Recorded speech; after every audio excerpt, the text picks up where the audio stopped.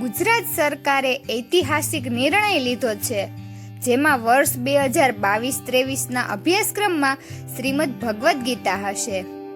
ધોરણ 6 થી 8ના વિદ્યાર્થીઓને શ્રીમદ ભગવદ્ ગીતાનો વિશેષ પરિચય આપવામાં આવશે, જ્યારે 6 થી 12 પ્રિન્ટેડ ઓડિયો વિઝ્યુઅલ સામગ્રી આપવામાં આવશે.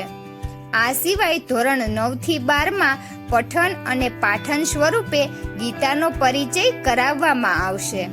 શ્રીમદ ભગવદ્ ગીતા જીવનનો મુખ્ય સ્ત્રોત માનવામાં આવે છે. મનુષ્ય જે આંધળું જીવન જીવે છે તેમાં શ્રીમદ ભગવદ્ ગીતાને નજરમાં રાખે તો તેની કેટલી સમસ્યાનું નિરાકરણ થઈ જાય. આજે ભગવદ્ ગીતા વિશે કેટલુંક જાણીએ.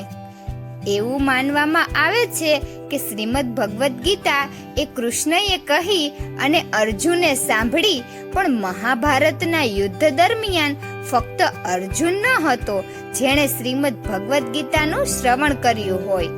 હનુમાન, સંજય અને પોતાના એક બાણથી યુદ્ધ સમાપ્ત કરી નાખવાનું કૌવાત ધરાવતા બર્બરીકે પણ શ્રીમદ ભગવદ્ ગીતા સાંભળી હતી. અર્જુનના રથ ઉપર હનુમાન બિરાજમાન હતા.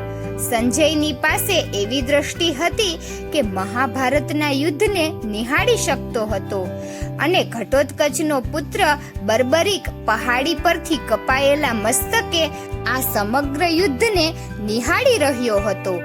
કહેવાય છે કે ભગવાન શ્રી કૃષ્ણ શ્રીમદ ભગવદ્ ગીતા દુર્યોધનને સંભળાવવા ઈચ્છતા હતા, જેથી સત્ય અને અસત્ય વચ્ચેનો ભેદ તે પારખી શકે, પરંતુ દુર્યોધને તે સાંભળવાની ના પાડી દીધી હતી.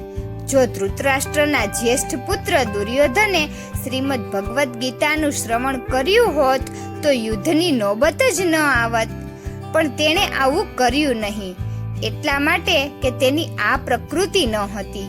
કૃષ્ણ સાથે દલીલમાં પડતા દુર્યોધને કહ્યું હતું કે તેની પ્રકૃતિ તેને આવું કરવા માટેની આજ્ઞા નહીં આપે. આ વાત સૌ જાણે છે. સોશિયલ મીડિયાના કારણે હવે સૌ જ્ઞાત થઈ ગયા છે. મહાભારત અને શ્રીમદ ભગવદ્ ગીતાને 18ના આંકડા સાથે સંબંધ છે. કુરુક્ષેત્રનું યુદ્ધ 18 દિવસ ચાલ્યું હતું. ગીતામાં 18 પર્વ છે. બલિદાનની રસ્મ માટે 18 લોકોની આવશ્યકતા હોય છે, અને સંસ્કૃતમાં 18 શબ્દનો એક અર્થ બલિદાન થાય છે. પાંડવો પાસે 7 અક્ષૌણી સેના હતી અને કૌરવોની પાસે 11 અક્ષૌણી સેના, જેને કુલ આંકડો પણ 18 થાય છે. ફક્ત ભારતીયો જ નહીં, પણ વૈજ્ઞાનિક આલ્બર્ટ આઇન્સ્ટાઈન પણ શ્રીમદ ભગવદ્ ગીતાને અનુસરતા હતા. આઇન્સ્ટાઈને કહેલું હતું કે હું જ્યારે શ્રીમદ ભગવદ્ ગીતા વાંચું છું અને જાણું છું કે કેવી રીતે ઈશ્વરે બ્રહ્માંડનું સર્જન કર્યું, તો બાકીની વસ્તુઓ ફાલતુ લાગે છે. શ્રીમદ ભગવદ્ ગીતા ગાવાની પણ વસ્તુ છે. અનુષ્ટુપ છંદમાં લખાયેલી અને અનુષ્ટુપ છંદમાં એક ચરણમાં 8 અક્ષર હોય એવા 4 ચરણ હોય, જેને મહાકાવ્ય સંવાદ પણ કહેવાય.